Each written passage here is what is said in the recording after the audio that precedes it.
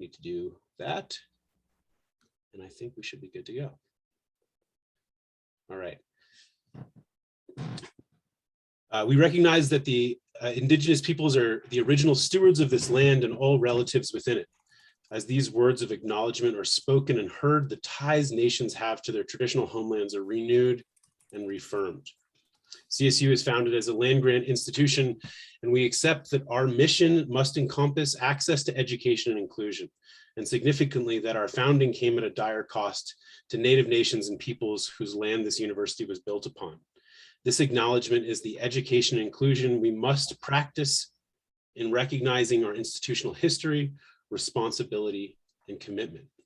Thank you all for joining me in that land acknowledgement. The event is hosted by the John Straayer Center for Public Service and Leadership here at Colorado State University.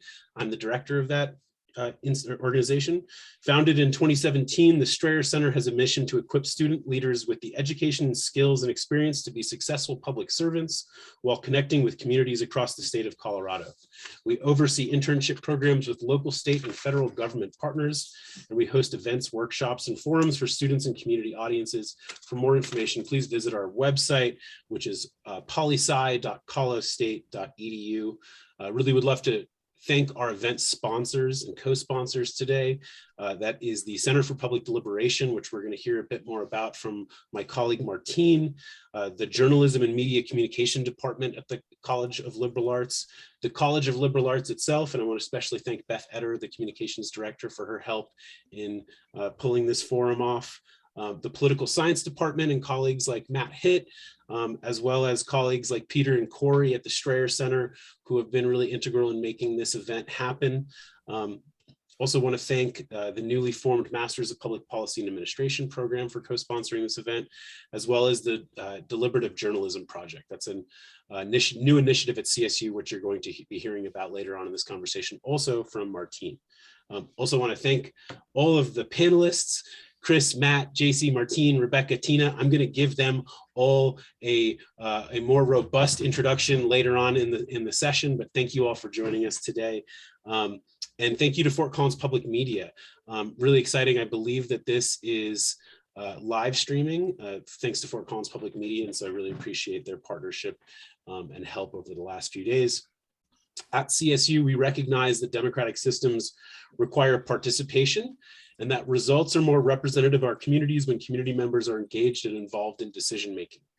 At Colorado State University, we believe that our students and our alumni are current and future civic leaders, and that the state of Colorado, the country, as well as our local regions and communities are well served when students from across the political spectrum choose to engage, listen, and participate in democracy. We're going to be having a series of conversations over the next few years about the pillars of democracy, as well as some of the challenges to democracy. And this is actually one of the kickoff conversations to that, because we believe that local news and the media are really critical to healthy local civic ecosystems. So let's talk about that a little bit. What is a civic ecosystem? Let's ground the 6 panelists, as well as the 50 plus other folks that are on this call right now. Civic, what is the definition of the word civic? It's related to the duties or activities of people in relation to their town, city, or local area. And an ecosystem is a complex network or interconnected system. So really what a civic ecosystem is about are the people, the processes, the institutions that you find in a local area across sort of decision-making bodies, oftentimes public sector decision-making bodies, although a civic ecosystem is not just public sector institutions, it's much more broad than that. This is about self-governance. Civic ecosystems are about self-governance, as well as distributed leadership and democracy, emphasizing the relationship between people and our democratic institutions. So what are some of those key sub-themes of civic ecosystems, as well as democracy? Trust, polarization, misinformation, disinformation, and the loss of local newspapers across much of America. That's sort of some of the things that we're going to be talking about today. Some other examples to go over. What are some examples of the institutions that we find in a civic ecosystem? Sometimes that's your cities and towns, your municipal government. It can be county government. It can be your K through 12 school system. It can be special districts. We have many special districts in the Western United States, especially here in Colorado, and those special districts are fire and ambulance districts, water districts, health districts, library districts, just to name a few. There are many more than just that. State government and the federal government play a role in local civic ecosystems as well.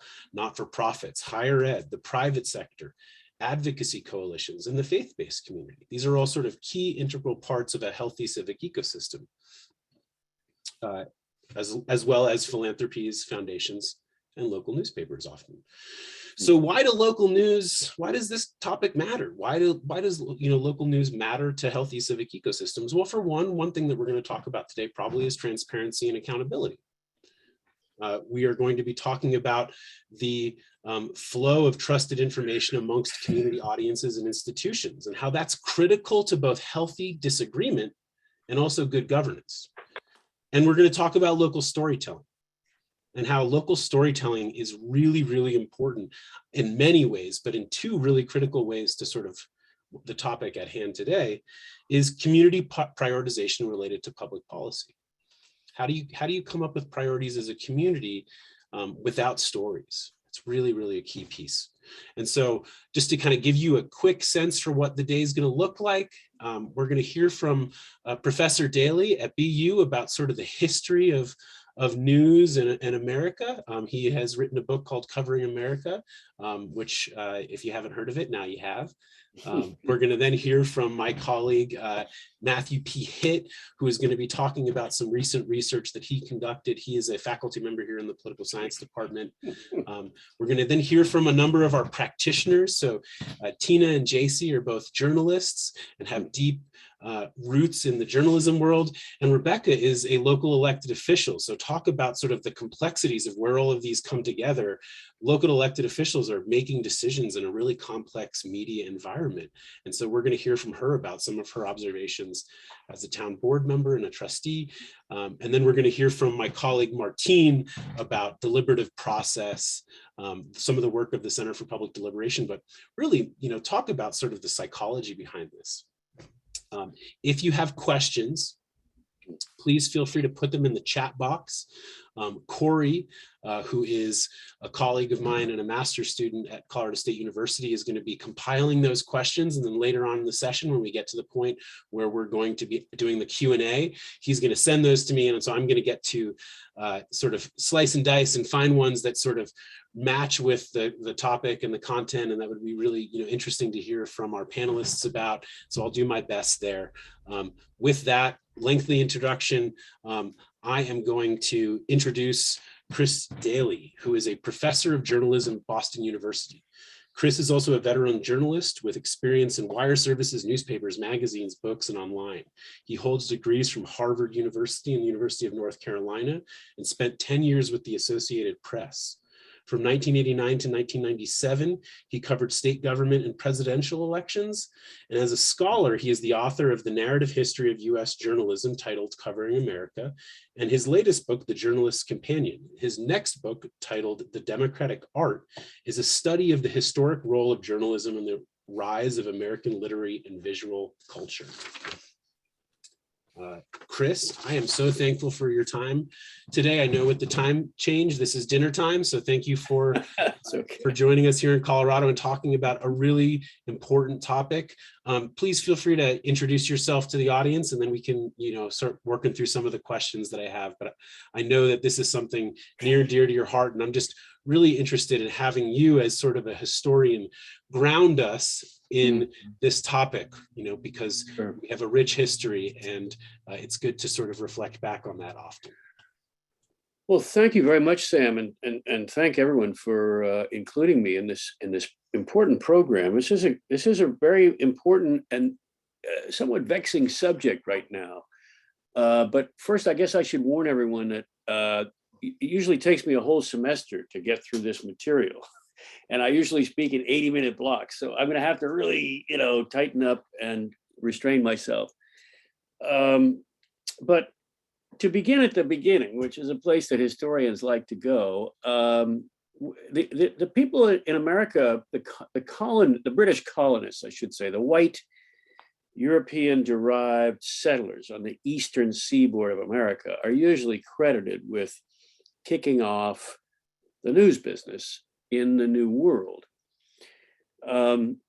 There's some quibbles about that, but for the place that became the United States, that is pretty much the germ of printed materials in the New World in English. So, but we were slow to start. We did not invent the newspaper. This is like, something that Americans have to accept. We did not invent everything.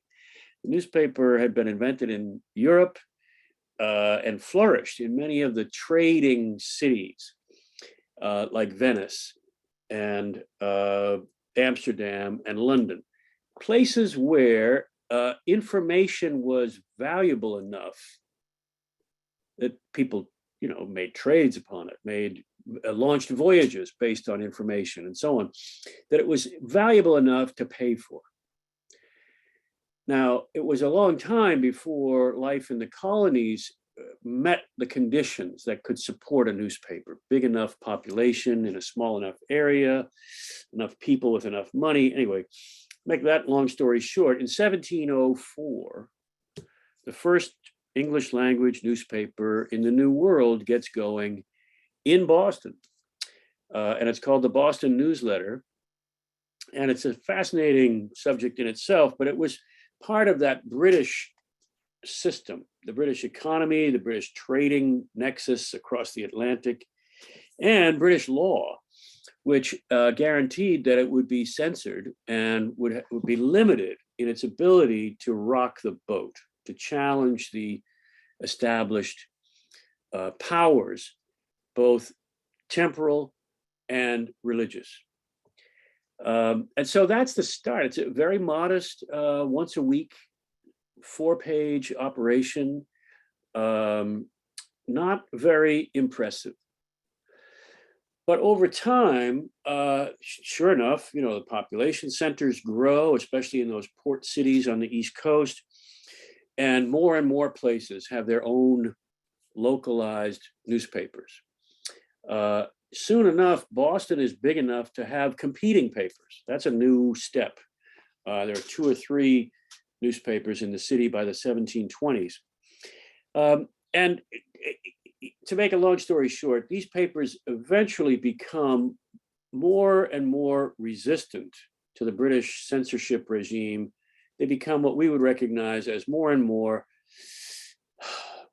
closer and closer to being free and independent. The real turning point there is the revolution, which the colonial newspapers helped to both foment and then they benefit from, because the revolution gets rid of that British censorship system. And it's replaced by a new idea that comes in with Hamilton and Jefferson. And if you've seen any historic musicals lately, you might remember that Hamilton and Jefferson disagreed with each other. And off stage, they were both sponsors of newspapers. Without political parties, they were struggling to get their points of view across and to get people who agreed with them to run for office and win. So the mechanism before the existence of political parties were newspapers. Newspaper editors who took positions would vet candidates, would assure their readers, oh yes, this candidate is a Jeffersonian, or this one's a reliable Federalist, and give them that sort of stamp of approval. They eventually newspapers became very critical in the formation of the political parties. They came first. Before parties, we had newspapers. And the newspapers after the revolution quickly became very partisan. The leading papers usually picked sides between the Hamiltonian faction and the Jeffersonian faction. And to put just to put this in perspective, Hamilton and Jefferson both wanted to be able to disagree with each other in Congress, but also outside of Congress, in the public sphere. and in the pages of newspapers, they and their supporters wanted to be able to advocate things and make arguments without going to jail. And they thought that would be a real improvement over the British system. So they wrote the First Amendment in such a way that it protects freedom of the press against government crackdowns. You know, it's aimed at Congress. It says Congress shall make no law. So that was the environment in which American newspapers really flourished and prospered and spread. But in the early 19th century, they were leapfrogging all around the country, going far beyond those big cities on the eastern seaboard into what, you know, we might then call the hinterland. It was a line of European expansion, conquest, theft, settlement, all those things that was in many cases propelled by newspapers. In a lot of parts of the country, newspapers went first. Before there was an incorporated township, before there was even a local church, there might be a newspaper there that was, you know, where a printing press would be brought in on a wagon and a printer would set up shop and then use the paper to encourage businesses and settlers to come and build something around a nub.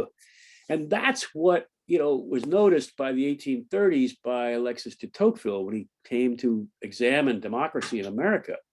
He couldn't get over the number of newspapers that we had in small towns. And I think scholars have since figured out a way to understand this, which was that that young United States lacked a business and political capital was big enough to support big enough newspapers to dominate the whole country. In other words, we didn't have the counterpart of London or Paris, where a central city is so dominant in every sphere and its newspapers also dominate. American newspapers didn't travel very far in the 19th century. So we had lots of them all over the place. And we took that for granted. That was normal in the American experience, that every town would have at least one newspaper, and any town of any size would soon have several. And now to fast forward, by the time we get into the 20th century, we see that those newspapers are serving communities where businesses need an outlet. They need a place to reach their customers. And for most of the 20th century, the only place for them to do that was the local newspaper. So if you were going to sell automobile tires, or if you were going to sell pizza, or if you're a hairdresser, the only way to build your customers or remind your customers of stuff or tell them about specials was to advertise in that local paper. And it was that flow of advertising dollars that really kept American newspapers afloat. And this is important to think about in connection with this big problem, and that is the business model of the American newspaper was predicated on that advertising revenue. And from the time that advertising began to be important in the early 19th century, it was no longer the case that the readers were floating the newspaper. Instead, it was the readers were floating a little part of it, and the advertisers were floating a majority, bringing in a majority of the revenue to most newspapers. So we had in effect, a subsidized press for essentially those 2 centuries. We got very used to it. Readers expected newspapers to be cheap to them, cheap to buy. And that was, it was great. I mean, those were glory days. They worked very well and everybody prospered and made money. And in fact, over the course of the 20th century, a lot of newspapers became very profitable. Newspapers in medium-sized cities and some of the bigger cities started to have profit margins of close to 20%. especially where they could establish a local monopoly. So then every advertising dollar, every pizza, every car dealership had to play ball with the local paper. And the paper could set pretty high ad rates if there was no competition. This in turn made them very attractive to buyers of profitable businesses. So some people like the Gannett's, who did care about newspapering, could see those figures and bought up newspapers and formed them into newspaper chains. Other people who didn't even care about newspapers could also read those balance sheets and see these are valuable properties, just because they generate so much revenue. So by the end of the 20th century, the newspapers, especially in smaller, medium-sized cities and even the smaller big cities, were disappearing as independent sources of local information. Instead, they were parts of big chains, or they were beginning to be, by the late 20th century, the target of people who didn't care about news at all. And then things got really bad.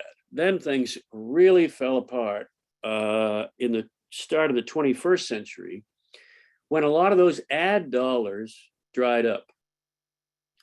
Now, the conventional story about that is that Google and Facebook took all that money away from American newspapers. And so now, if your hairdresser is trying to tell you about specials, or your local car dealer has something going on, chances are you're going to hear about it some other way. You're going to hear about it online. You're going to see an ad targeted to you while you're looking for something else. And that money isn't flowing into newspapers any longer. And the remaining subscription money from the dwindling, loyal audience just won't pay the freight. It won't pay the printer's bill. It certainly won't pay to hire a lot of experienced reporters to do a lot of original reporting.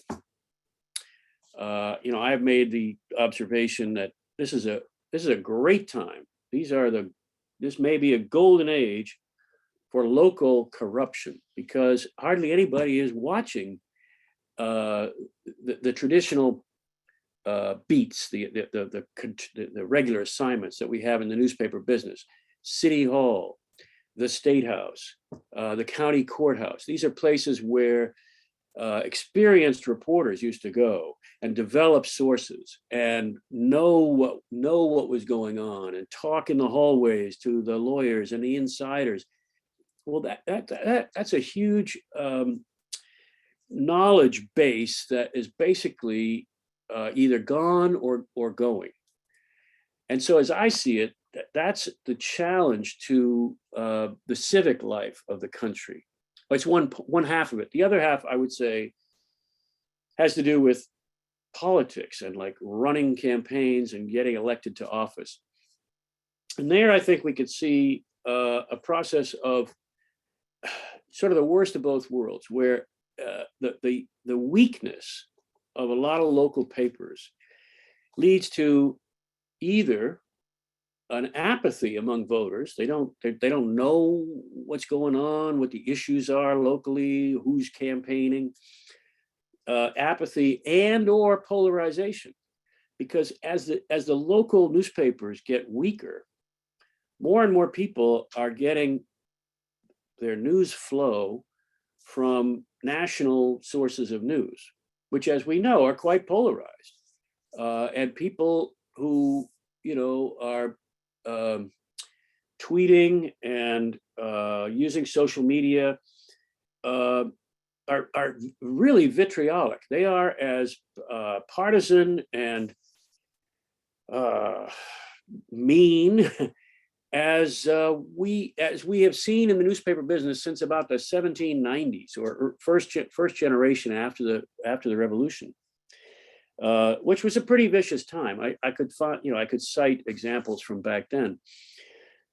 So the newspaper that used to be the local paper that used to be a kind of a moderating influence, that where all the candidates could be could have their views expressed, where the editor knew everybody. In fact, everybody kind of got to know everybody, and it helped to keep the temperature a little bit lower, because you weren't likely to give the bird to someone who lives down the street from you, or you weren't likely to make a death threat against a school committee member who you were used to seeing in your local paper and you maybe knew personally, and but those ties that we used to have through local media are wearing away and being replaced by a harsher, tougher, more partisan perspective. So we have the worst of both worlds now. We have a lot of apathy and a lot of vitriol. They don't seem to go together, but they're both results of that same overall trend and the weakening of local media. Let me just say two more things before I run out of time, okay? Sam, how am I doing? That's fine. All right, so to know more about this and see it really up close, there's an excellent recent documentary, some of you may have seen it, called Storm Lake. Storm Lake is a PBS documentary about a newspaper in Iowa run by a Pulitzer Prize winning local news guy, a news editor, Art Cullen. And it is, oh my God, it is a poignant, heartbreaking story about the trials of local news today. And it would bring anybody up to speed. Now, my field is history. It's not the future, but if you don't mind my just projecting some trends a little bit ahead, we might think about possible remedies or where things might go next. So I see a lot of losses and damage and problems, yes, in local news, and the consequences spread to other institutions. But there are some new ideas, some new approaches.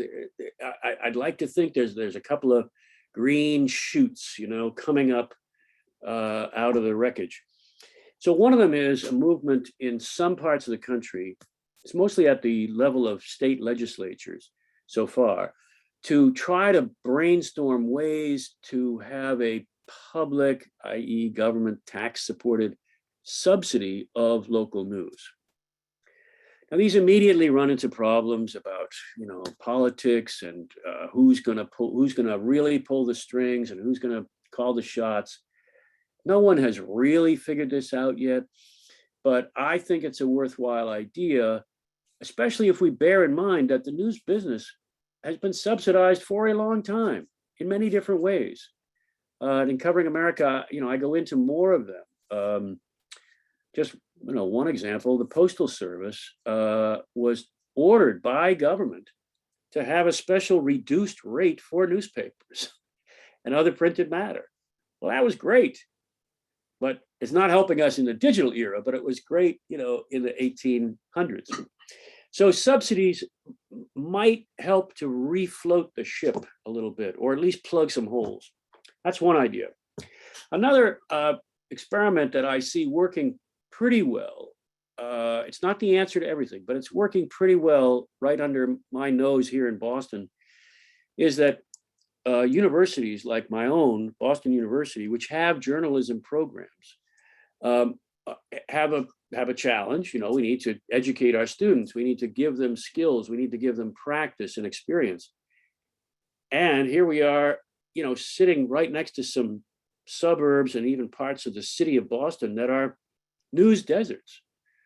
The Boston Globe is a fraction of its old self. It lacks the reporting muscle, the troops to go out and cover all the neighborhoods it used to cover and the suburbs. So seeing that, some of us at BU got together with the Globe and said, well, wait a minute, what if we give you all these foot soldiers, our students, they could go cover this stuff. And they'll be supervised by their professor and then edited by your professional editors. So they got to get past the professor and past the desk. It's not amateur hour. But maybe we could start to fill some of that vacuum, some of that, the lack of, newspaper reporting power, the ability to go to every meeting, to cover, the school boards in the suburbs, to cover debates for a state Senate seat, let's say, in the inner city. Well, the Globe used to do that, but they don't anymore. So I think that's a possible way forward, but it can't cover the whole country. It doesn't fit every situation, but there are resources like that could possibly be mobilized. And the goal being to try to have, thorough, timely, fair, factual reporting about civic life, everywhere we can.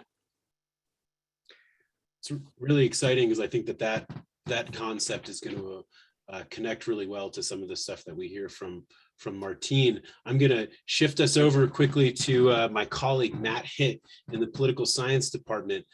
Since we've been talking so much about local news, and Chris, you mentioned polarization. You actually teed up quite a bit of Matt's research and work very well. So thank you, Chris, for I know that taking the history of journalism in the United States and applying it to American democracy is something that you could probably write a textbook about, and talking about it in sort of 20 minutes is pretty difficult, but I actually think that your summary right there was fantastic in terms of, and there's another textbook right there, that your summary was fantastic. My colleague, Matthew Hitt, is an associate professor in CSU's political science department and a faculty fellow with the Institute for Research in the Social Sciences. He studies American politics and political institutions like the Supreme Court. His most recent book, Homestyle Opinion: How Local Newspapers Can Slow Polarization, was published in 2021 by Cambridge University. So perfect segue into talking to Matt about his research, sort of where political scientists fall on this spectrum of research, and specifically, what happens when local newspapers disappear, and why does this matter? Yeah. So thank you, Chris. Thank you, Sam, for that really nice introduction.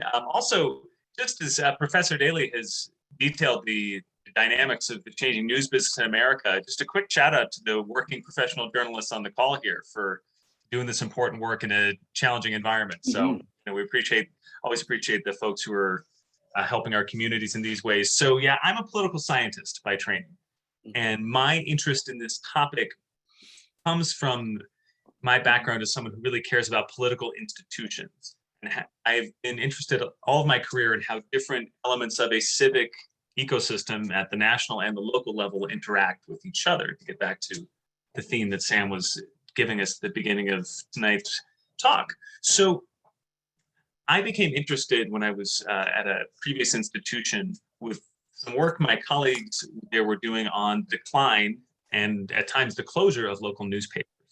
And they were coming at it from a communication studies, media studies point of view, checking out so many of the things that Professor Daley was talking about, these changing economic conditions, changing landscapes, that sort of thing.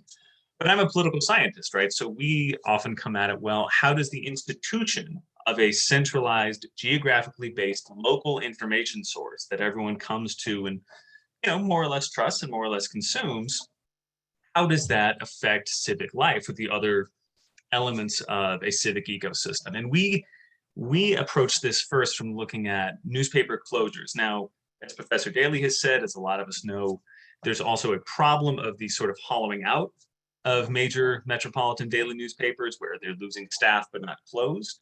But we said, well, if you turn the dial all the way and a community loses its local paper, what are the political ramifications of that? And so we looked at every county in the United States over the 2012 election cycle, and we mapped every single newspaper closure.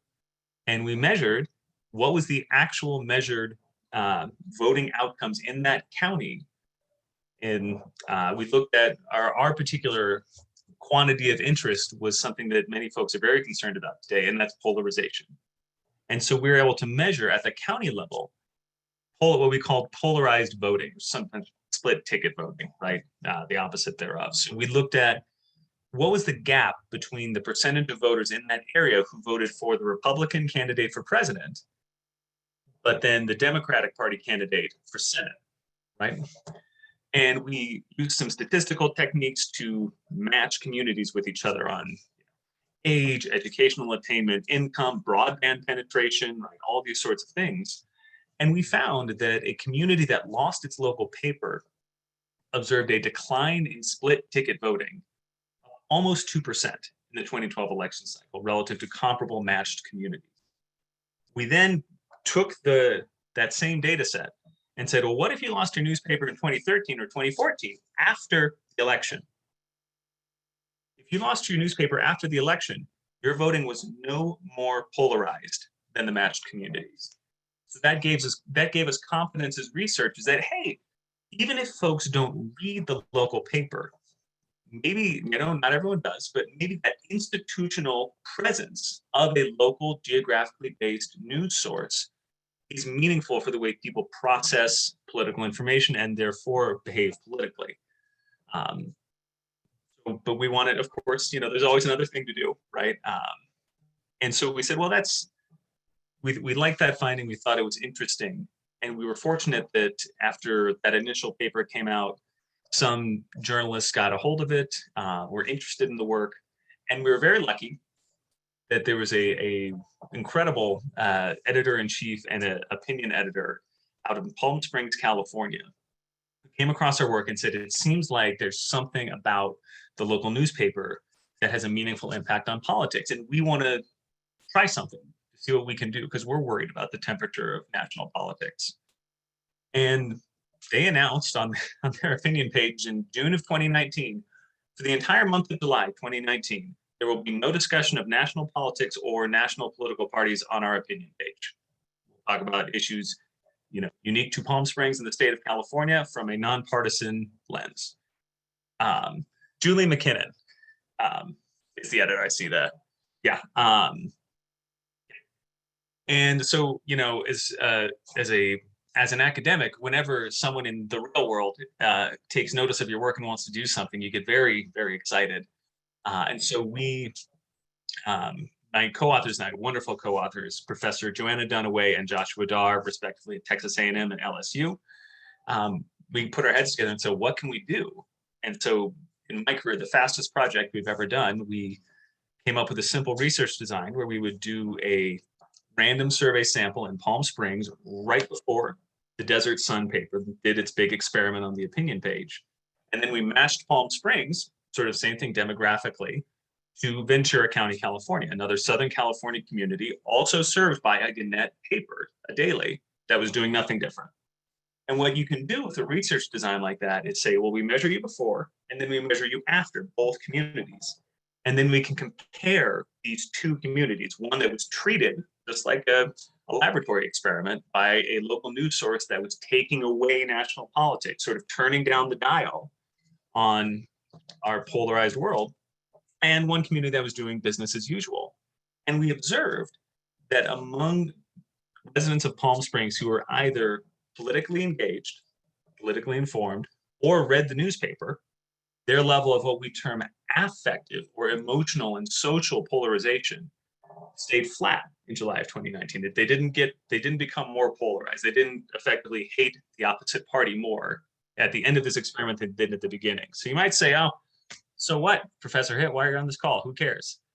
In Ventura, California, a very similar community, in July of 2019, affective polarization among that exact same subset, the politically engaged, informed, and the newspaper readers, went up by a statistically noticeable margin.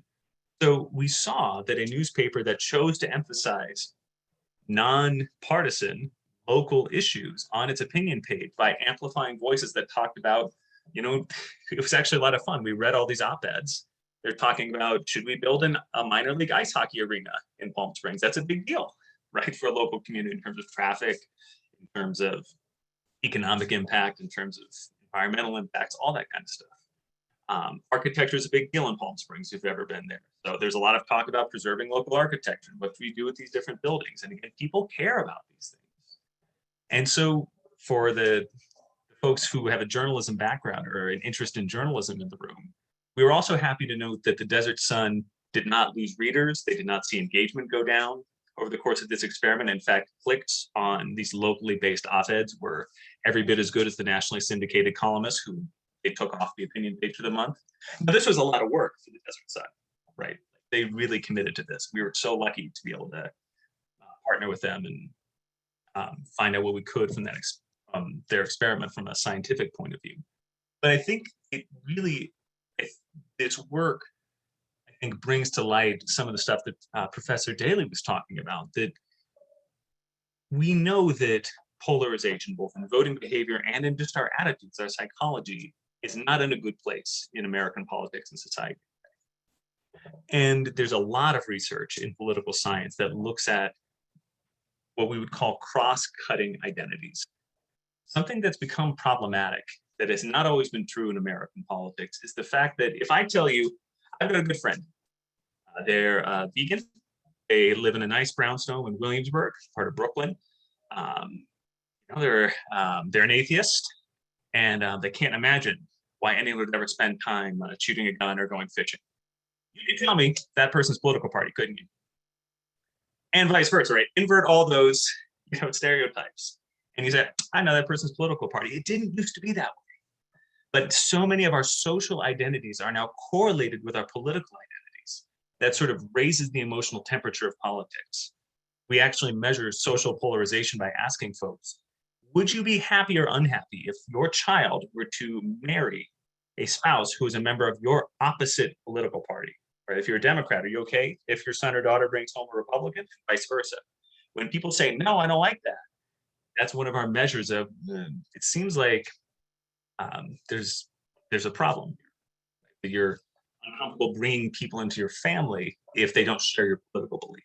And that is, we measure this question over time, it's gotten worse, right? We are more socially polarized now than we used to be. So that's all to say, to get to some of the stuff Professor Daley was talking about, our identities as a school board member, my neighbor, coach of the softball team, right? Those identities don't have to be partisan. They don't have to be political. And what a local newspaper can do, because of its geographic central focus, can emphasize things that are not hooked into national political themes, national political identities. And so that's how we make sense of this finding in Palm Springs, that if a newspaper de-emphasizes the national political parties and gives its readers more nonpartisan local coverage, at least in the opinion section. And again, this was one city, one time. So I'm not claiming I have solved the problem of local journalism, not remotely. Like, there's a lot more work to be done. There's a lot more to be learned here. But at a minimum, we found the result pretty suggestive, and we'd love to see experiments like this replicated. Our co-authors and our email inboxes are open for any journalists who are interested in trying something. We'd love to partner up and see what we can learn from things like that. So there are enormous challenges, but as a political scientist who looks at the ramifications in society of the local news component of our civic ecosystem, I can say that we have reasonable confidence, at least in the work my co-authors and I have done, that there are meaningful effects on behavioral polarization, voting polarization, and affective, psychological, social polarization from the behavior and the presence or absence of our local newspaper. So that's why I think, as a scholar, we should care. And even if you don't read the paper, our work shows that the paper's presence in your community has these beneficial aspects to it. It's really fascinating. Thank you so much for sharing all of that, Matt. I believe that our local newspaper here in Fort Collins, the Coloradoan, just actually announced this past week that they are going to be sort of re-envisioning the opinion page in some ways which is really exciting because it's exactly in line with what we've heard from you and the research you conducted with your peers, as well as Professor Daley. We're going to be shifting now to what I'd like to call the quote unquote practitioner panel. The reality is we're going to be hearing from the experts who are, doing this on the front lines and sort of working in this complex media environment, civic ecosystem, working on some of the issues that we've already talked about related to polarization and misinformation and the shift in terms of where people are getting their media sources. So I'm going to quickly introduce our next three panelists, and then we're going to roll into some questions. So Tina is a reporter, editor, and coach for the nonprofit Colorado News Collaborative, COLab, which seeks to help and strengthen local news in Colorado through collaboration, community, and innovation. She was a city columnist for the Denver Post and the late great Rocky Mountain News, and was a staff writer for the Washington Post, the Los Angeles Times, and the Albuquerque Tribune. She has won national recognition for her reporting on immigration, education, and urban poverty, and is a member of the Scripps Howard Hall of Fame and the Denver Press Club Hall of Fame. She is a native New Mexican who now lives here in Fort Collins. Thank you for joining us, Tina. Rebekka Kinney is a mom to two extraordinary girls and resides in Wellington, Colorado, where she serves as one of the 7 members of the Board of Trustees. She's also an avid volunteer for their Main Street program and Chamber of Commerce, and serves on the board for the BRE Foundation, Beauty Renewed, an organization that seeks to promote opportunities and recovery from individuals rescued from human trafficking. Professionally, Rebekka is the Director of Business Intelligence, or a director for business intelligence for Carcasson, a business processing outsource company, global company. And lastly, Jacy Marmaduke covers the Fort Collins government for the Fort Collins Coloradoan. I happen to follow your Twitter feed every Tuesday night, and it is a local highlight in the city of Fort Collins for those of us who are interested in civics. She started out on the environment beat before taking on the city beat in 2019, and Jacy reports on the challenges and opportunities that the city faces as it grows into a larger community with a heightened awareness of the impacts affecting residents' quality of life. Really excited to hear from you three. Let's start with Tina. Tina, let's talk about the landscape of journalism here in Colorado. How has it changed in the last decade, and how is COLab trying to combat some of those changes? All righty, I can dig into that. First, Jacy, I am a member of the council club from your Twitter. I appreciate all the work that you do. It's very informative and very helpful, so thank you. So in my mind, what I'm thinking about when we talk about the landscape is actually a landscape dotted with Professor Daley's green shoots. We are a fragmented landscape. We are a landscape of innovation. We are a landscape in which collaboration, especially over the last several years, has taken on a marked and greater role among newsrooms, among platforms. We are an environment in which the very hard work of rebuilding trust with local communities, and particularly communities of color, is underway. These are hard conversations. These are candid conversations. We're still a landscape in which you might have one reporter covering, 4, 5, 6 different beats. The traditional beat structure is really broadened out. It's reporters who are covering those beats and then doing what Jacy does. They're tweeting, they're socialing, they're always out there. And so it's a constant juggling act. But I'll say too that we're also in a time when I don't think I have seen as much hiring happening as seems to be happening now. In the last, I don't know, I have no sense of time anymore, but let's just say the last year, 6 months, it's like there's a lot of job openings. And so for me, I might go back to 2009 when the Rocky Mountain News closed in Denver. I was a columnist at the Rocky Mountain News at the time. And when it closed, some 200 plus reporters. The Post hired a handful of us, and some went on to other journalism jobs. Many left the business. But I was having a conversation with Corey Hutchins, who writes a weekly newsletter about Colorado media, and I'll drop the link in here in a little bit if you're interested in it. We were talking about this question, and he actually goes back, to say that for him, he would say that most of the change happened really since 2018, when Alden Global, the hedge fund, had its bloodletting at the Denver Post, and so much of that staff was laid off. And in the aftermath of that, we saw a very intense civic discussion, particularly in Denver, about the state of local news, about what are we going to do to bolster local news, to keep it growing and flourishing, to sustain it. And out of that came the Colorado Media Project, which has put, minds and money, some serious money, behind supporting local news. Out of that came the Colorado Sun, a robust digital outlet that started just 3 years ago with some former Denver Post staffers. And out of that came COLab, which is the Colorado News Collaborative, which is where I work now. And COLab, our whole reason for being is really to find ways to strengthen local news through community and with community, collaboration, and innovation, so business innovation. How do we kind of diversify income streams and stuff like that? I mostly work in the journalism and the community side of the house, of the little house. We're quite small, but COLab, we launched in May of 2020. We now have somewhere close to 170 newsroom partners in the state. We meet weekly. Obviously not all 170 do, but we have editors from a couple of dozen who meet with us regularly. We talk about story ideas. We talk about community engagement. We talk about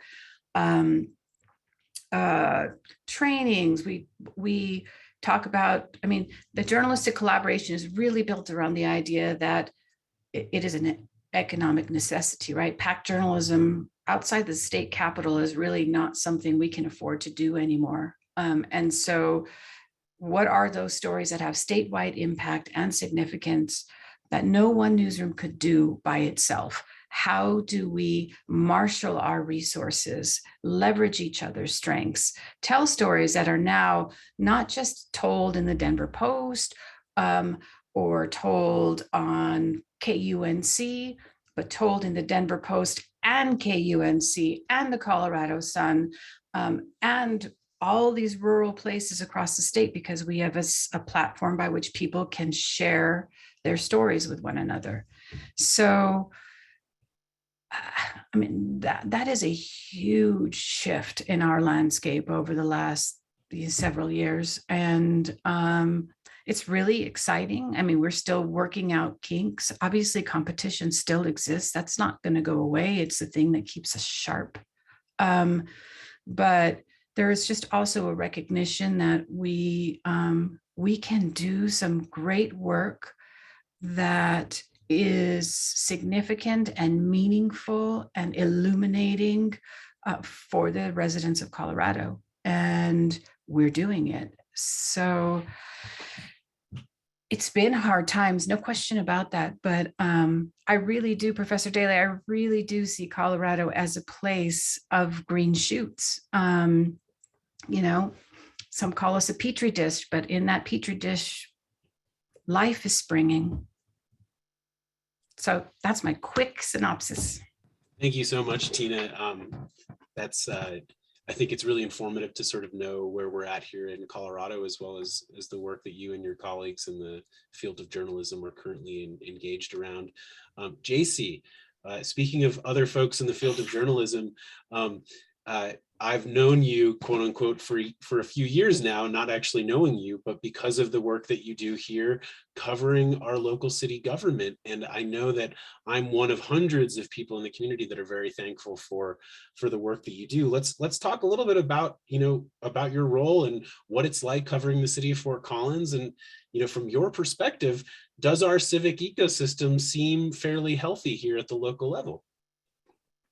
So a couple of questions in there. You can pick which one to lead with. Yes, and I'm going to try not to ramble because I'm such a city government nerd. I just love talking about my job and about how the city's a part of that civic ecosystem.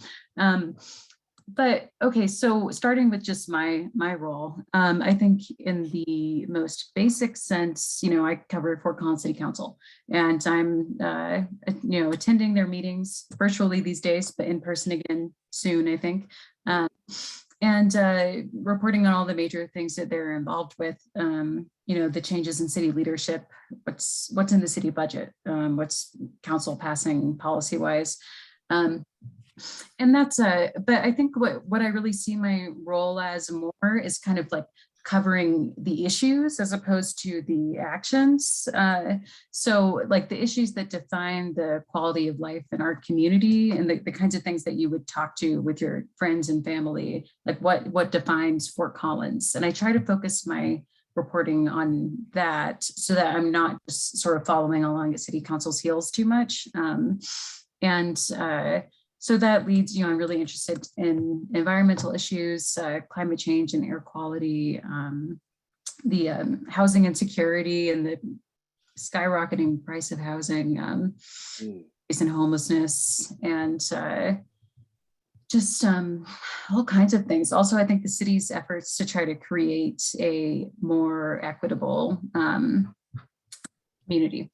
And I think I see, like I mentioned in my bio, I think that the city's getting increasingly involved in those issues and trying to kind of like make its mark on these big social problems that in my view, it didn't used to be as involved in, but now I think they kind of see maybe an absence of action from the federal government in some of these places and the state getting more involved, which is a fascinating thing to cover. And so I try to write about all of those efforts in a really detailed, like context-driven way. I get the privilege of being able to write long stories, which is great because you leave a lot of context out with the short, brief stuff. And I am really interested in kind of trying to help people understand why the problems exist and how our local government can be a part of the solutions. And I think, let's see, I jotted down some notes to keep from rambling. I think the other thing that I'm always pushing myself to do, and I think it's increasingly hard as newspaper staffs shrink and lose resources, is what I mentioned earlier of not reactive on the public institutions, but proactive, writing about the things that they're not doing and the things that they could do. And that's where I think a lot of the best stories come from, but they take longer to report. And when it's kind of a zero-sum game of writing about something they did do versus something they didn't, sometimes you have to make a hard decision. But I think that's a really important aspect of the job. And I want to shine light on the blind spots and kind of the places where the institutional actions don't align with their stated priorities. So to your second question, the health of our civic ecosystem. I thought about that question mostly in the sense of how the local government like solicits and engages with the community, so or solicits feedback from the community. But then as we all were talking, realized I would be remiss if I didn't talk about how the state of our newspaper is a part of what's going on with our civic ecosystem. I think, so actually just starting with our newspaper, I mean, we've lost a lot of staff. I've been at the Coloradoan for about 7 years, and I was trying to keep count. I think we've lost 10 positions in that time. And I think our staff is about 14 people now. So we are mostly lost through attrition of someone leaves and then their position just isn't backfilled. Like my environment position that I used to have was not filled when I moved to the city beat. So I'm kind of covering both beats in a way. And that has a huge impact on the health of our civic ecosystem. I mean, I think like the thing that I get the most upset about is watching stories pass me by that I know I want to write and could be writing if I had more time. But you have to make choices about what you're going to cover week to week. And that's really frustrating because with local news, a lot of times, if we don't write about something, it doesn't get reported on at all. Like there's, I'm not another person writing a story that 3 other people are also covering. But I'm optimistic because I think that we have a really creative and innovative editor at the Coloradoan who's involved in things like the Deliberative journalism project. And he gives me a lot of free rein to write about topics in a deeper way, which I think has been valuable. So looking more at the local government, I think that I've seen them taking a lot of efforts, especially since the pandemic, to try to increase civic participation. You're seeing, more remote meetings, more detailed instructions for how to participate in a meeting, Spanish interpretation at some of those meetings.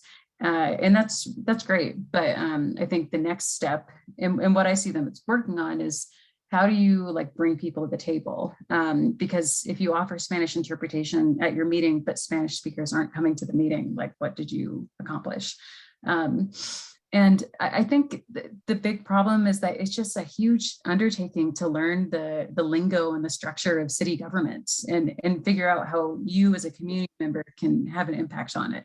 So as someone who's always watching city council, I always think about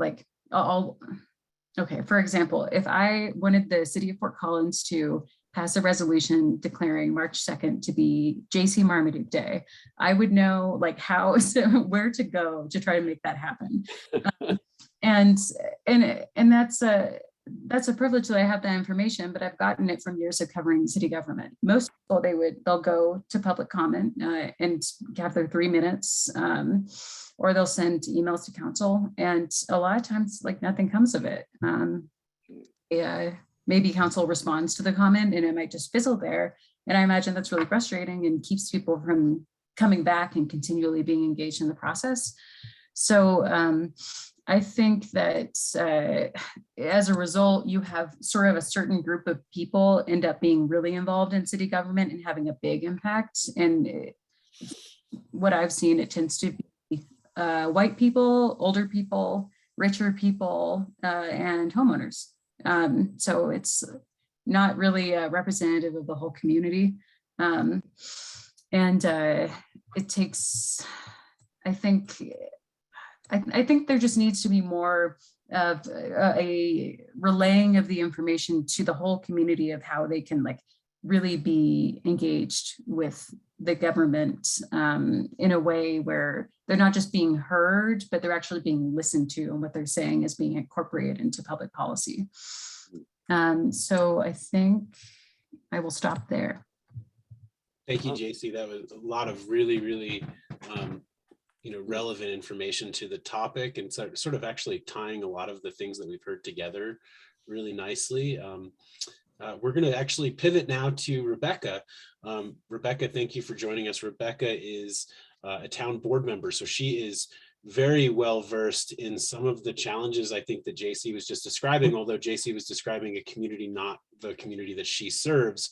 My understanding is that a lot of these sort of topics are not just here in Fort Collins, as you could imagine, but in the larger region, across the state, and even across the nation. So, Rebekka, as an elected official, how would you assess sort of the flow of information across citizens, groups, public entities, and sort of, ground us by describing the community that you serve, and how that flow of information and some of the topics that we've touched upon already impact your ability to do your job well as an elected official?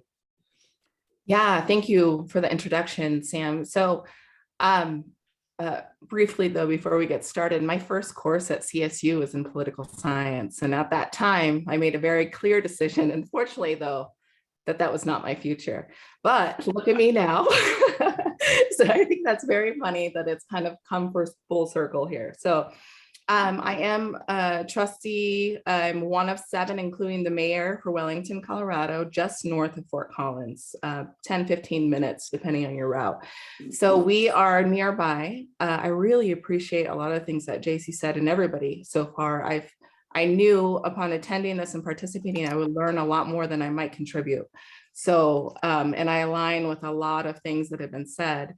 What I do want to say, though, is I have maybe a unique perspective because we are a small town. We're approaching about 12,000 people, mostly young families. I mean, 30s with kids in elementary school. That's our largest population groups.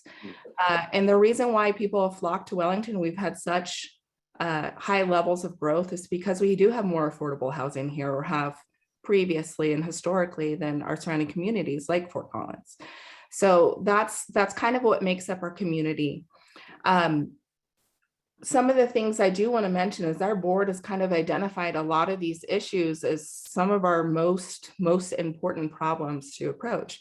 So for example, within our strategic plan, we have committed to engaging more with our community. Doing things like enhancing our website and creating better resources and tools, making them more accessible to all types of people, making our website better and that it functions better, that you can find what you need in a better way, because those resources are extremely important. So that, along with the focus on retaining staff that aligns with those similar interests and those priorities, has been really important. And I'm happy to say that we have fantastic staff here that I support and believe in 100%. The whole board is really on track too with these same priorities. And that's been very refreshing, because I don't know if that's always been the case, or that you might see a board that agrees wholeheartedly with this priority. So that's been really amazing in our community. The other thing that makes Wellington special is we do have a local newspaper. I mean, it's not local to just Wellington, but it's the North 40, for example. They always have a specific section for Wellington, and they do that storytelling piece. They do pieces, and they have a new position of vice president of community engagement, for example, who is engaged in our community. She lives here. She knows all the groups. She knows the leaders.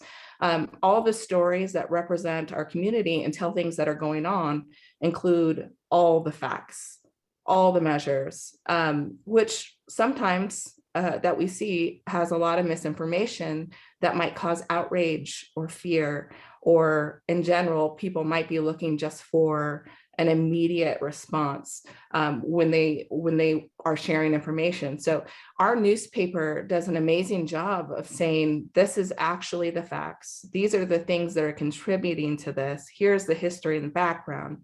Here's what's happening to resolve this, or this is the progress we've seen thus far, with frequent updates. So I am really fortunate that we have that. And now, understanding and talking with this group, I understand how fortunate we are for having that consideration. In Wellington, we have a very strong identity.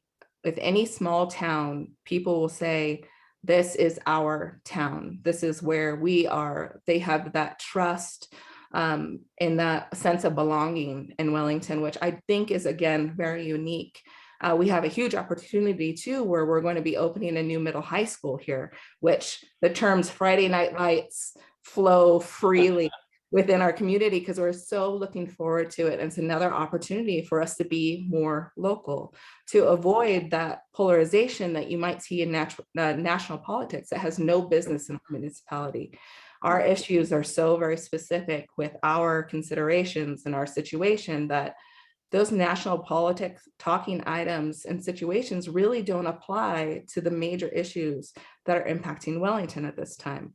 Obviously, there's those external pressures that we might see with legislation that might impact us, and that's a big consideration. But solving our problems, that's not the direction that's been or shown any progress. So I think that's what makes us unique too. If you ask somebody from Wellington what represents our town, they'll say the 4th of July festival, which is a town-wide, huge We've been planning it. We make this joke since July 5th of last year. So it has an entire committee that works on this every year, and us getting together as a community and celebrating is how people relate and identify in Wellington. The other parts of the ecosystem I did want to mention, because it's very vast, yet each component of it has a significant impact on our community. So in addition to, everything that might come out from our board and where we push all the information and things, and we really strive to educate and inform. And that's been one of our parts of the strategic plan. What we need to do better, and that we're still growing, and we've seen some really great success, is being able to do the participation and engagement even better. So in addition to meetings, having them live stream, which is a recent development, of course, that everybody was forced to progress in very quickly. We invested to make sure that we could do that well. The point is that we're putting our money where our mouth is. Essentially, we hired positions specifically for communications to make that sure that we had very clear and concise communications that are easy to see and read and are well distributed. So things like brand new newsletters that go out in our water bills, or accessible again from our website, and that people can subscribe to. So these are the formal methods that we're fighting misinformation, and that we can reference whenever we do see examples of misinformation. The other parts of that ecosystem, of course, outside of coming from the government perspective, which I think is so important because that really inspires a lot of trust for those who might not trust the government perspective. We have a very strong and beloved Chamber of Commerce and Main Streets program, where they represent a huge component of our community. Not only are they proven in that they can show visible results that help people trust them, like beautification efforts and murals and flowers. So you see how they contribute to the community. So when they reach out to businesses and say, hey, this is a brand new program, let me break it down and how you need to approach it for your small business to use this as an opportunity to reinvent yourself and invest in future prosperity, people trust them and they believe them. The Chamber of Commerce contributes as well with a very strong networking group of folks who are leaders within the community, not just from a business perspective, but elsewhere. They serve on other boards. And that's where this information is distributed almost in a grassroots component, where word is important in a small town. So we have these leaders distributing the information as well. But again, that shock value of the misinformation does run rampant. And we have community forums where online and through social media that are very active. Mostly you see lost dogs or, other concerns on potholes. We find out a lot of things that people are concerned about through these online forums, but we also see that shock value for really important considerations for our town and things that have been very long-term planning and resolving that people just don't have the information on, and people will assume the worst. So luckily we have all those other tools that we can reference to help people to get the information they need. And that participation is where we're going now. We have a resident roundtable program that was a best practice from the Colorado Municipal League, where we take a group of interested and dedicated citizens, essentially. We give them a crash course in major projects. For example, this was wastewater. We have our two biggest construction projects in the history of our entire town happening at the same time. So getting that input, giving them all the information, letting them brainstorm, think of ways to resolve it, how would they approach it differently, and then immediately implementing every recommendation from that group. That's been a major way to take people who were cynics, essentially, of the government and how we were doing things to become our biggest promoters and to have a major impact on how we approach the future and get that information out in a correct way. So we're taking people who are so concerned about how we're doing anything, maybe the biggest spreaders of misinformation, to become the most educated and the ones who are participating in solving problems. So those are some of the things that we're doing. I can go on and on for hours because I love this town, but I'll leave it at that. And then we can continue on. If there's any other questions later, I'll definitely take take those. Thank you so much, Rebekka. I think what was just really exciting for me based on what you just said was that early, right at the beginning of the conversation, when I talked about some of the sort of characteristics of like, who's involved in a civic ecosystem? It's one thing to hear me list them at the beginning of the conversation. It's one thing to hear you describe how these pieces come together to create a really, really strong civic fabric in your local community, and how that ties back to these larger topics of, local news, media, and all the various other things that we've talked about. So I'm going to ask our practitioner panel sort of one more series of questions. We're going to do this as more of like a lightning round, if you will, try to keep it quick. And we're going to start with Jacy, because we've already sort of called this out a couple of times. I know I have, related to Twitter. I've been really interested to see how you and the Coloradoan have used technology and sort of how technology is shifting the work of journalists and civic ecosystems. How do you see that change occurring, and where do you see those future changes? Well, I'm a big Twitter fan, and I'm always live tweeting the council meetings. So that's my favorite part of the of how technology has affected journalism. It's just because I think we have to acknowledge the fact that not even though we need support from our readers for our newspaper to continue, a lot of people cannot afford to pay for a subscription, and so I think that. I see my Twitter feed as one way to try and get people some information for free, and give them some context on what city council is talking about, because there often isn't a lot of background there. So I try to be that source for people. So that's a good impact. The other good thing I think is the digitization of government records.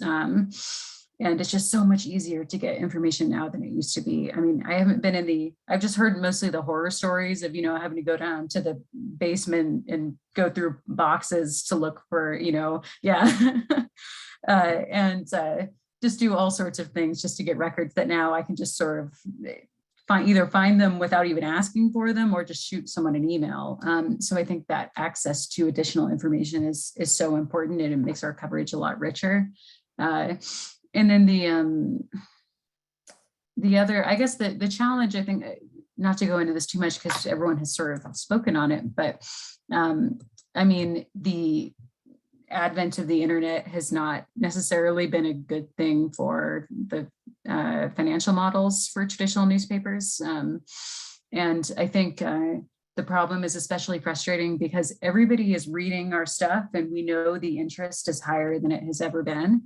But it's not because of the ways that we have traditionally earned our revenue, it's not enough to financially sustain us long term.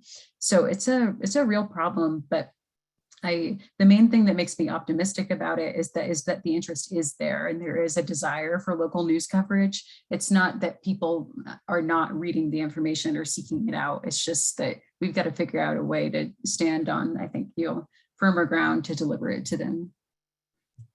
Thank you, Jacy. Next question is for Tina. Tina, I know that this is very close to some of the work that you've been doing over the last year, but I'm curious how you see or where you see journalists doing a good job potentially representing underrepresented voices in the community, and specifically, why does that matter to decisions being made at City Hall? Okay, so why does it matter? You said at the very beginning, how do you come up with priorities for your community? I would say, how do you come up with priorities for your community if you don't understand your community, if you don't understand it in all its complexity, in all its promise and potential? And so, we are, to borrow a very old phrase, right? We're the makers and molders of opinion. We shape public perception.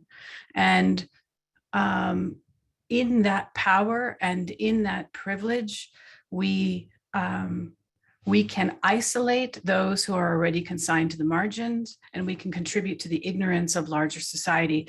And like it or not, our futures are intertwined. We are bound to one another. And so if we are not doing a good job in representing all of those aspects of our community, how can we pass a budget that actually moves our city forward? How can we pass zoning laws that are effective? How can we have the conversations that Jacy's been raising around homelessness?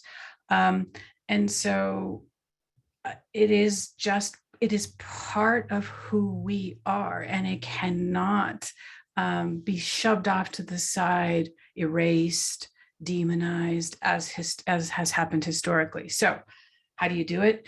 You do it by diversifying your newsrooms, because diverse perspectives see things that others don't. They bring in new ideas. They establish connections that might not have existed before.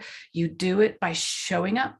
You show up to community events. You listen. Sometimes you go without the expectation that you're going to write a story. Sometimes, you know, your notebook, right? Your reporter's notebook stays tucked away, because that's not what you're there for at that point.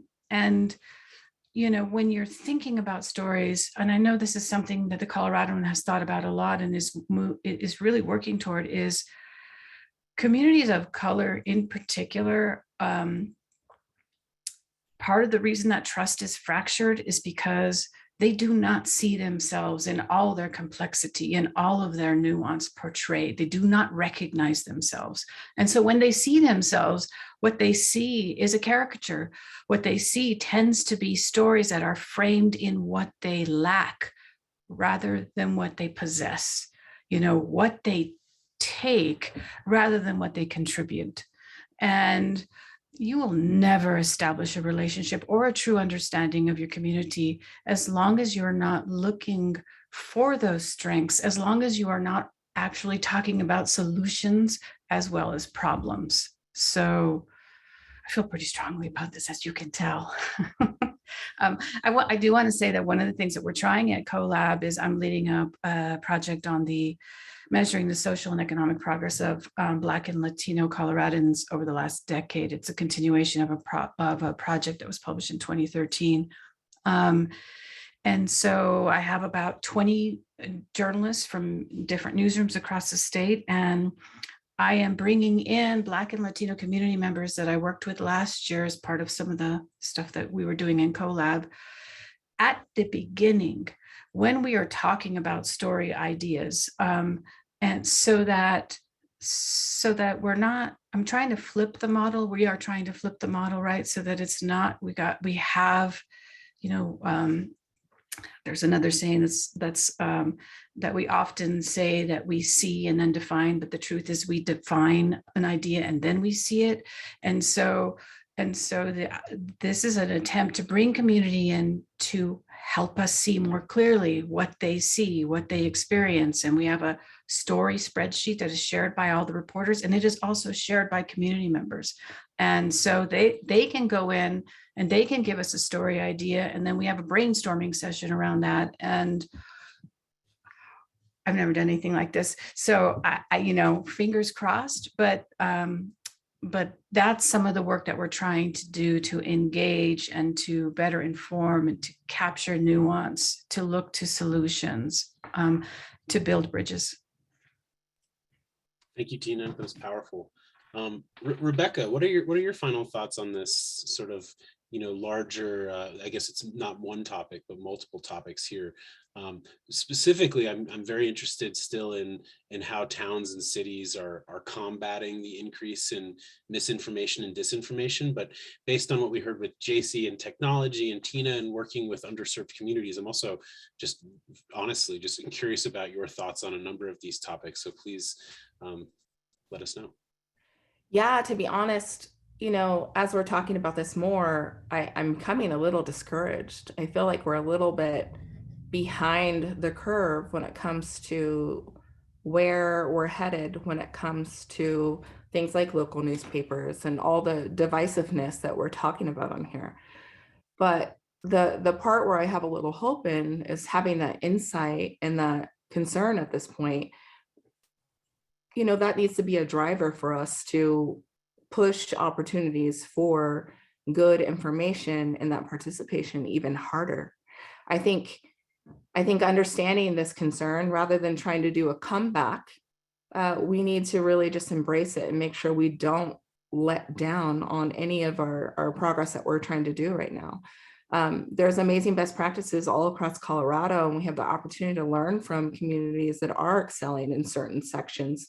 And maybe this is something that we could share that Wellington's doing well. Maybe we could share that as a success story. Maybe we should share that as, embrace your small town identity and trust to get that misinformation issue to not be such of a concern. I feel like this is, of course, a huge battle, but I think if we could contribute more, maybe it would lessen the load for some of you here and enable you to do your job, which sounds so very important to everyone, really. So I look forward to hearing more from everybody else. And if you guys have any ideas specifically in how I can contribute, I am more than willing to learn and participate. So thanks, Sam. Thank you, Rebekka. We're going to pivot. We're going to hear from my colleague, Martine Carcasson. Martine is a professor of communication studies at Colorado State University and is also the founder and director of CSU's Center for Public Deliberation. We're going to hear a little bit about the work that they do right now. He focuses on rhetoric and contemporary public affairs, as well as interdisciplinary theory of deliberative democracy and collaborative governance. So, Martine, the first question that I have for you here is really about social psychology. I know that that's been sort of a lot of your focus. And so how are our brains wired here? Like, why do we want to click on clickbait more than one of those like really complex or comprehensive articles that might actually be healthier for us to digest? We want to click on that clickbait, and I don't understand why. Tell us a little bit about that. Yeah, basically for the last 20 years, my work as a communication professor has been figuring out ways of bringing people together across perspectives to deal with their tough problems better. And I slowly kind of, dealt with the reality of our brains aren't quite wired for that, right? And then about 5 years ago, I did a deep dive to really kind of explore a lot of the new research on that. Happy to share kind of some of that stuff if people are interested. But yeah, I mean, the bottom line is we're not wired for the kind of conversations we need to have to live together in diverse democracies, dealing with what I call wicked problems, which are problems that inherently involve a lot of competing underlying values. There's not a right answer to them, right? And that really kind of directly implicates journalism. The story that we heard from Christopher of losing the subsidized impact of quality journalism. So now journalism has to kind of attract audiences. Well, the reality is it's a lot easier to attract audiences with bad journalism versus good journalism, right? If you just give people what they already think, that's going to be pretty popular. So quality journalism both takes more time to do it right, and also has almost a natural disadvantage to the audience. So that's why I think these connections of the work that we do. The good news is once we understand that, right, we're developing processes now. We know how to engage people differently. Particularly the work that I do in the CPD is we just try to design processes that don't trigger those negative quirks of human nature, and then hopefully kind of tap into some positive things about human nature, right? That we're pretty creative, that we're naturally empathetic, right? That we like, we care about our community, right? And there's even some really positive kind of things to tap into that. Doing hard things well is something that humans really enjoy, right? So part of my long-term hope is like, how can we really tap into that with this notion of, hey, living together in a diverse community is hard, but I can get joy of really striving to do it well, right? And that's what we're hoping to kind of to spark long-term. I appreciate that. Let's talk a little bit about sort of the core work of the CPD too. Let's, how can deliberative processes, or how have they helped, how can and do they help public institutions achieve better results? And what role do you see local news playing in sort of that ecosystem? Yeah, no, so, the heart of the CPD, which I started about 15, 16 years ago, we serve as one of these impartial resource, one of these bridging institutions or mediating institutions that communities really need, right? That they need people, they need organizations that bring people together across perspectives. Like Christopher said, newspapers used to play that role, and still, in some cases can. But we've lost a lot of those bridging institutions, those mediating institutions. There's a lot more institutions that really kind of focus more on bonding capital, bringing like-minded people together versus bridging capital. So what we do at the CPD, this goes back to the boots on the ground. We train undergraduate students that are getting class credit to learn to be facilitators. And then we run events for the city and the county and school district, and design these events to, really kind of focus on bringing people together across perspectives. And yeah, so the deliberative journalism project that you've heard a couple times, is kind of an outgrowth of that, right? And it really has been like an evolution of the CPD because, 15 years ago, or for the first 5 or so years, we saw ourselves as running events, right? Like we would design an event, 100 people to show up at the Lincoln Center or the Senior Center, and we'd split them up into small tables with my students. And but then as we did this more and more, and we were really thinking about how do we want to impact the community, we started thinking about things like civic ecosystems, right? Or I use the term deliberative systems of like, how does our local community work in terms of sparking the kind of conversations and the kind of collaboration we need to have for democracy to work? And that's where I really started thinking about connecting with other institutions and reaching out more strongly to the Coloradoan and reaching out to, like community foundations, which can kind of be a big role here. And that's really what started this, the seeds of the Northern Colorado Deliberative Journalism Project was when the Coloradoan decided to end their opinion page, maybe 4 or 5 years ago, right? Because I saw that as a loss to the system in a sense. The letters to the editors, not much of a loss, right? But the editorial board, the thoughtful editorials, really some good discussion on local issues. So it's exciting that now, just a few months into the project, that's coming back, right, as one of the first things that we're working together on. Right? And I know we're gonna tap into Dr. Hitt to kind of help us understand what we're doing there and what we can learn from that experiment. Well, thank you so much for sharing a little bit more about your work and the social psychology behind this, as well as the exciting work that's taking place with the Deliberative Journalism Project. We have, roughly another 20 minutes and a number of questions that came in. So I'm going to kind of go through those and see if there's any of those that we can ask to the larger group. Before doing that, since it's been quite a while since we heard from Chris and Matt, but I also just wanted to give everyone this opportunity right now.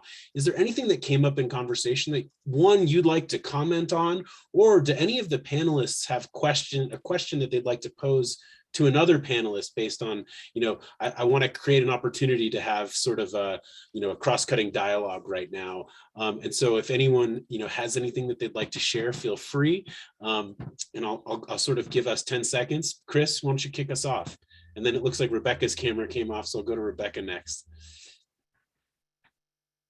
And it looks like you are, here, I can help you out. There we go. So Sam, thank you. I was thinking about Matt's work on polarization as I was listening to Rebekka.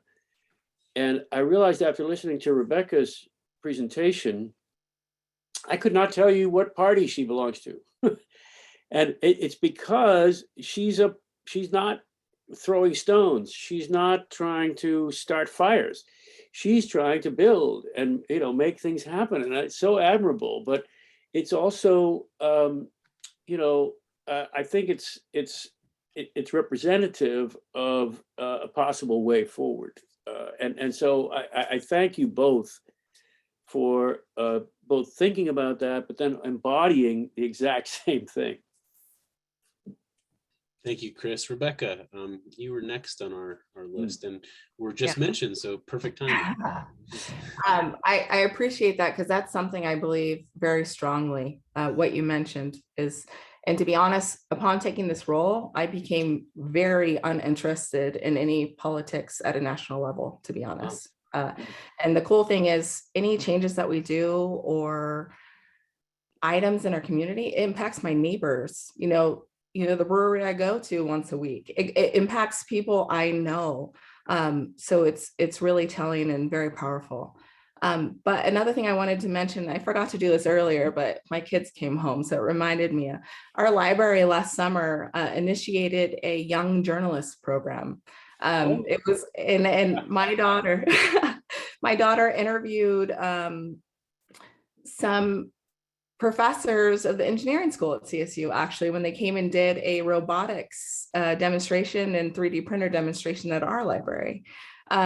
So she never wrote an article.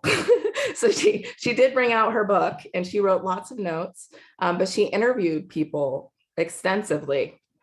She's 8 and she's really passionate about asking questions. So I thought that was really cool. And maybe programs like that are, not as impactful, but are a nice reminder as well. But I wanted to bring that up. Thank you, Rebekka. Would anybody else like to? It looks like Tina came off mute. I was just going to say they are impactful. They are impactful. I'm mentoring an 11-year-old at Denver Public Schools, and she is a delight. And as we're working on a story, it's an opportunity to talk about media literacy. It's an opportunity to engage critical thinking. It's an opportunity, and you can do that at 8. You can do that at 11. You can do that at 13. You should be doing that. And Lord knows we need those critical thinking skills now more than ever. So awesome that the library did that is awesome. Martine. Yeah, I was just going to mention, partly coming off Rebekka's comment about libraries and this broader notion of civic ecosystems, right? So the project, at the heart of the project is a collaborative, right? Like we're trying to bring together, it's starting with this point that local journalism is critical, right? Democracy needs high quality local journalism, and it's hard to kind of assume it's not going to happen on its own. So it's not only a collaborative, like a university collaborative between the CPD and the journalism and media communication department, which by the way, Christopher has several classes already that they're focusing on local news. I know Mike Humphreys is listening to the call now, but we're doing some classes this semester, and then we actually have a specialized class next semester, which is really going to devote students to really boots on the ground to both win-win, right? They learn the skills and we also get the increased capacity. But libraries are a key part of the collaborative kind of process. We're connecting to cities as well. So we want to work with the data people at cities, but we also want to work with the engagement people at cities. Of how do we all work together to have the information that we need and progress that information from just raw data to information, to knowledge, and to wisdom that helps us make better decisions. And the last real quick one, I'll post a link to, we developed these initial 6 key tasks, but the first key task really taps into what Tina was talking about, of how do we make sure that we really engage the broader community? Because doing that takes a lot of time, right? And as you're losing reporters, it's harder and harder to spend the time out there. You're going to lean on the usual suspects a little bit more, the people that answer. So we actually have a Spanish professor that's working with us, Andrea Purdy, who's really trying to work around and try to connect with particularly the Latino community and seeing where they're getting their news and how do we make sure their voices are in. So it's been fascinating listening because we've tried to tap into all these different aspects and kind of bring it in one place. So I'm excited to continue this conversation. Thank you, Martine. I have some questions over here, but I'm happy to sort of see, it looks like I got some nods, so I'm going to go over to some of these questions. The first is one that I've actually heard quite a bit from friends who work in journalism, and I've heard from journalists across the state. And so I might pose this to Tina and Jacy first. Have you noticed that policymakers are becoming less transparent about their work and or potentially actually resentful of inquiries that come their way because of the nature of CORA requests? CORA is the Colorado Open Records Act. And what I've heard is that it's quite intensive for journalists to actually file CORA requests. And oftentimes it creates a lot of work for local governments. So they're not super happy about it either. They also, as Tina just said, you have to pay for the paper. So as well as the hours to a certain threshold. And so there are some challenges related to actually getting what we would consider valued information from those partners because they feel as though this is a nuisance. Is that, Tina and Jacy, are those challenges with CORA consistent with your experience? I'm going to let Jacy take that because she's the day-to-day journo, and I have like the bigger, I don't do daily journalism as much. Sure. So I don't know if the idea of the resentment about those kinds of inquiries, I'm not sure if it has necessarily grown Although again, I've been in the field for like 7 years, so it might have grown over a longer period than that. But to the part about CORAs, I mean, yeah, it's funny because sometimes filing a CORA, people are like, oh, you're investigating me, you know, and because it is such a formal process. But sometimes it's kind of the only way to get the information. So it's just, I mean, I found like, depending on the agency you're working with, some want you to file a CORA right away. Some will be offended if you file a CORA instead of just asking them for the information. Some will be especially offended if you interview them about it and then file a CORA. So it's kind of a tightrope walk of like, I think always of preserving your relationships with the institutions that you cover while also getting the information you need to like hold them accountable and cover them accurately.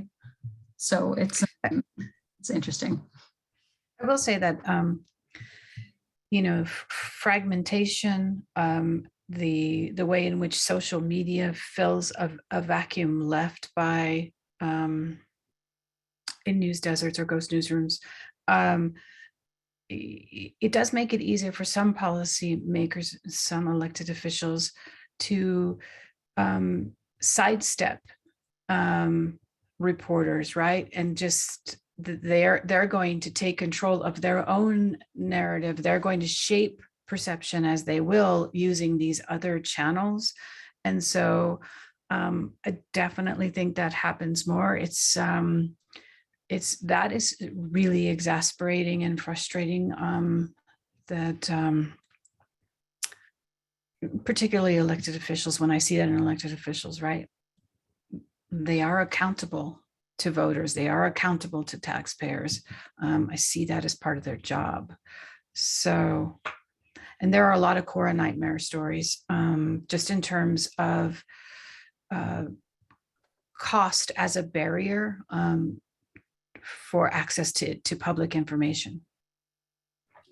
Yeah, Tina, you addressed part of the question that I forgot to answer, of the like in more of a lack of transparency. I feel like we are seeing that because some communities aren't really covered by newspapers anymore. I mean, the Coloradoan used to do a lot more coverage of Wellington and Windsor and surrounding, you know, Loveland even sometimes. And now it's as we have less resources to do that, and these communities are covered less, I think it's like no one's watching them. So when someone does reach out, I think sometimes people can feel kind of taken aback. And also you see people, I think, slipping a little bit with their ethics and transparency practices. I think the governments that are covered really regularly by a city newspaper are aware, have an important awareness of the fact that someone is keeping an eye on them. Thank you both. We had a question come in from a former student who has worked at the municipal level here in Colorado as well as the legislative level. And so I'm going to sort of pose this to, let's start with Matt and Rebekka. Part of the role that news plays in local governance is through education. But at the same time, we're starting to see local elected officials, so municipal and county is what this person refers to, as folks that are looking for news that already matches their existing opinions, and they've lost a sense of sort of like intellectual curiosity. And so what this question is about is, how can local news be utilized to help encourage intellectual curiosity with our local leaders? I think it's a very interesting question, actually. Yeah. That's a great question, right? One of the disturbing or sort of troubling trends as a social scientist that we increasingly are seeing is that a lot of the wicked problems of society are not things that we can just educate and inform our way out of in and of itself, right? People who are highly educated and highly engaged are often the most motivated pursuers of information, right?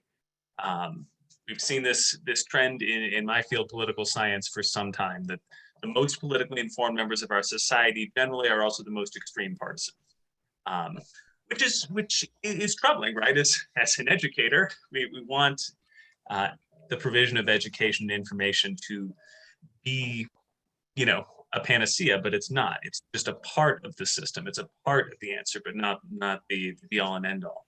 So how do you get around it? Well, that's hard. I know social scientists are working extremely hard on this all the time. I think part of the answer does come from some of our understanding of human psychology, which our team was doing a great job of discussing, right? Our brains are wired in certain ways, but leaning into that and taking advantage of it instead of fighting against it and wishing we were more rational and patient and, you know, altruistic than we really might be is probably part of the answer. And so something that has changed in the provision of information in the United States is that you used to have to go to the newspaper if you wanted sports and comics and classifieds and the stock market and all that. You don't have to anymore. And so if we want to get this good civic information out, I'd be very curious to hear what practitioners and other folks think about how can we, like, you know, in parts of the world, when you vote, they give you a free hot dog. They give you a democracy sausage. Where's the free hot dog that we can give with that sort of vital information about what city council is doing, that people who are not as engaged as the folks on this call might be can also say, well, yeah, I do want to digest that. I do want to consume that. I do want to show up at the deliberative event. Because I think that might be part of the solution is if you're not highly motivated by your ideology, what's your incentive to engage with this sort of thing, which might not be as immediately satisfying as some of the things that Martine was talking about. I agree. I think this is an amazing question because I found myself in a bit of a rut personally, actually. So, you know, the nature of campaigning is you're going to pick a couple topics and those are your primary focuses and what your voters are really backing you on and want you to pursue once you become elected official. You know, I found that I had some very clear items that resonated a lot with those young families upon campaigning. And I resolved all those or achieved them within my first year of my term. I had 3 more left. So the second year was kind of stagnant. And I will admit I lost that curiosity because I achieved the items that I committed to doing. And we were dealing through with some really complex and worrisome projects in Wellington. Upon this next campaign season, we're going to be replacing about 4 seats on our 7-person board. I've been reinvigorated. Hearing their ideas and what they're coming and the topics that they're seeing that are important to all of our voters has been very inspiring. You know, something that I go back to though, and I wish I would have pursued this right when we did it, is we received a grant to do a community survey this last year, where we got to design a survey and essentially we got to do it for free, a huge gift that our community received. We put items on there of what our voters and residents want from our government, what they want from town for services and those kind of things. And the responses were very clear on a few items that our board was currently not pursuing and had no interest and curiosity in. And upon being reinvigorated, I've kind of gone back to the results of that survey and said, where should we be spending our time and efforts? Above and beyond those items that are pertinent to our town continuing and existing and ensuring that our young people will grow up with clean water. So that has been really wonderful. And then again, just pursuing those items, finding options, and not necessarily moving forward on anything, you know, but following that interest within the community. And then being able to report back and say, this is what I learned. This is what I found out. For example, Wellington has been begging for a rec center. And I know why. We have 1 million kids with not very much to do. So, and soon we're going to have all high schoolers running around our town without anything to do. So I see that as an upcoming problem. So I've been kind of pursuing that, learning what other communities have been doing. But you know, without that curiosity, without that motivation, we could fall into the attending our meetings, doing the required, only working on agenda items that are necessary rather than are pursuing and encouraging our town. So I think that is a major problem. And I will agree that I've fallen into that. But I think there are opportunities like surveys and using the press and those kind of ways to determine what the residents are looking for would be an amazing opportunity to draw light and encouragement and motivation from those elected officials to pursue those items. Super insightful, Rebekka. immediately when I saw this question, I wanted to pose it to you because you're an elected official, but I thought like, well, Rebekka is not somebody who strikes me as not intellectually curious. But by you being as honest as you were about sort of like the nature of campaign cycles, I think is really informative for the folks on the call to sort of get a sense for, how elected officials oftentimes kind of approach these critical community issues. Chris, I see that you have your hand raised next. Why don't you, I think you're muted though, unfortunately. So let's get you unmuted and then we can continue. Yes, thanks. So I was just thinking as I was listening to that last conversation that I wanted to recommend some work being done by a professor at New York University in the journalism program there, Professor Jay Rosen. He's been very critical recently in his writings about what he calls the savvy style of American political reporting, where reporters try to let people see how deep inside they are and how well they know the players and how they understand the game. And he's saying that is alienates most readers and is just it's not serving the public. So he is advocating a bottom-up approach where journalists would do a survey of the public and say, well, what do you want us to force the candidates to talk about? What's on your mind? And that's how you would hear about something like a rec center. Most journalists, they're not going to think of that on their own. It's only when we listen to our own readers or voters, however you define, a public, that things like that can come up. And then, of course, he's calling on journalists to advance that agenda, force candidates to debate those topics that the public wants. Find out the cost, push them, and put the pressure on that way. And I think that's a really interesting, very different approach. It would take, for most political journalists, it would take a complete re-understanding of what they do. Thank you, Chris. I didn't actually know that Jay taught at NYU, but I know of Jay because he's a Twitter all-star. He lives on Twitter. Yeah, he's got lots of activity on Twitter, and it's all talk about intellectual curiosity. For me, as someone who wears multiple hats in university, I've been able to curate sort of my Twitter list to include lots of elected officials, journalists, and academics from across the country. And so I get constantly really interesting topics that come up off of Twitter, although we tend to think of Twitter, I think many of us, through the lens of polarization, because we know how social media can have that effect too. And so it's like one of those double-edged swords. I get a lot of great information there, but I'm also very aware of my consumption habits and how that affects mental health, how that affects various other things. Because there's a lot of other topics that we didn't touch today that are very, very sort of important to the various topics that we have talked about. So we only have, unfortunately, about 5 minutes left. I have a bunch of other fantastic questions. I could try to sort of summarize them. I don't think it would do them justice. I wanted to give our 6 panelists the opportunity to sort of, leave us with any concluding thoughts based on the conversation today. I'm hoping that this was both very informative for the folks that have been on the call, as well as, many of these topics around democracy right now can be a bit overwhelming because the prognosis is not great. And so, like Rebekka said earlier, I would want to leave folks with a sense of sort of inspiration, as well as a sense of, humility related to where we're really at as a nation and a state and a region and a community. And so, does anyone have any, final thoughts based on the conversation today they'd like to leave us with? Also, if you don't, that's fine. I see that I think, I'll leave it at that. Let's start with Tina. This is just my pitch to support local news. It is a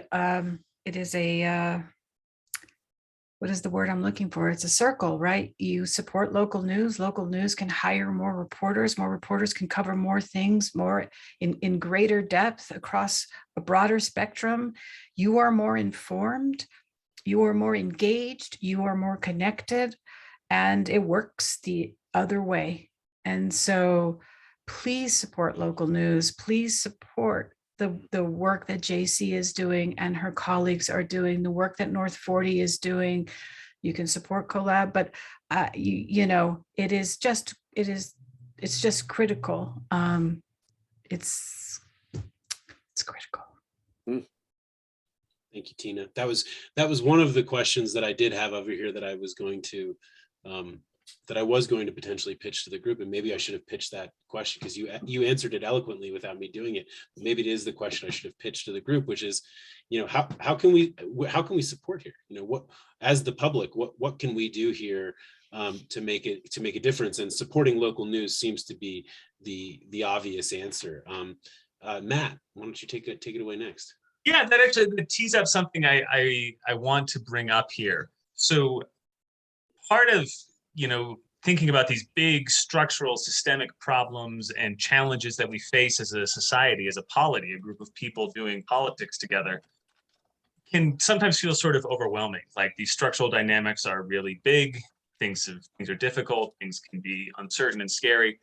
One bit of good news from my field of political science is that participating and becoming informed in your civic life increases, appropriately, your feeling of what we call political efficacy, the sense that you can affect the government, that people in your community care about what you have to say. I thought Rebekka's wonderful story about the roundtables with the projects they're doing in Wellington is a great example of cynical people doing something that you can control. You can show up at a deliberative event that Martine's group is doing, for example. You can follow Jacy on Twitter and get information about what's going on at city council, and then act that in all sorts of ways, showing up at meetings, voting, writing letters to the editor, even if not everyone missed them when they were gone.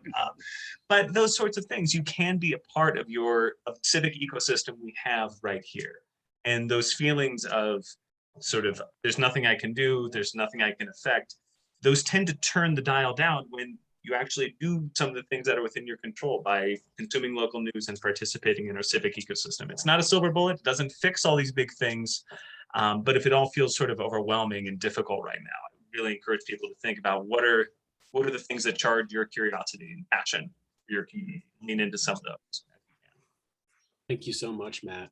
It's near and dear to my heart, as you know, getting people involved in civic activities. Martine, I saw your hand next. Yeah, just going back to what Tina said, and if people are more interested in social psychology, the event on March 21st, which will be similar to this, we'll dig into that a lot more, right? But I talk about this vicious cycle of polarization, this negative feedback loop that is driving a lot of the national politics. But then by the end, I talk about a virtuous cycle of authentic engagement. Like once we actually start engaging each other, we see the value of it and we seek it out, right? And there's a positive feedback loop we can tap into.